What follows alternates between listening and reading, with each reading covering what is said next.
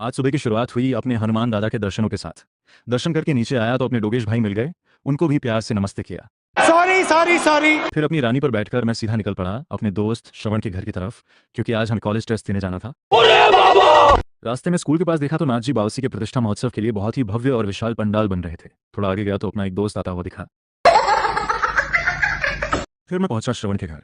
अंदर देखा तो श्रवण एकदम रेडी होकर जूते पहन रहा था। हमने एक और दोस्त को भी साथ में लिया और हवा से बातें करते हुए सीधे पहुंच गए जालौर कॉलेज। अबे साले। कॉलेज के अंदर गए तो अपने और भी बहुत सारे दोस्त मिल गए।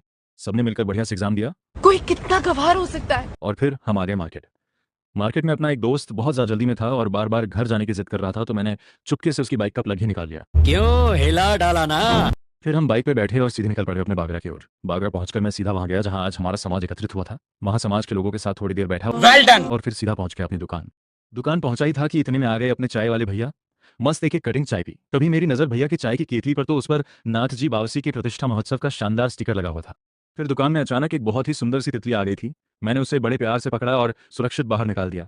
थोड़ी देर में अपने सेठ जी और अर्जुन भाई दुकान आ गए, तो मैं उनके लिए मार्केट से स्पेशल चाय लेकर आया और उन सबको चाय पिलाई। Thank you. फिर मुझे भयंकर भूख लग गई, तो मैं वापस मार्केट गया और वहां मस्त पेट भरकर तीखी तीखी पानीपुरी खाई। अजीब जानवर है, कितना भी खाए भूखा ही रहता है।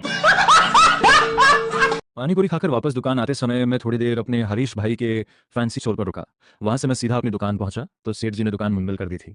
दुकान बढ़ाकर हम सीधे पहुंचे बादाम शेक की गाड़ी के पास। वहां मस्त एक एक गिलास ठंडा बादाम शेक पिया।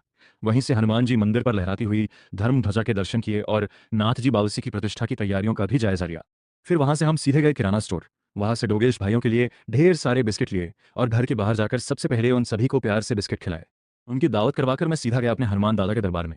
वहां एकदम शांति से बैठकर हनुमान चालीसा पढ़ी, भगवान को याद किया और सीधा घर जाकर इस भागदौड़ वाले दिन की थकान मिटाते हुए सुकून से सो गया।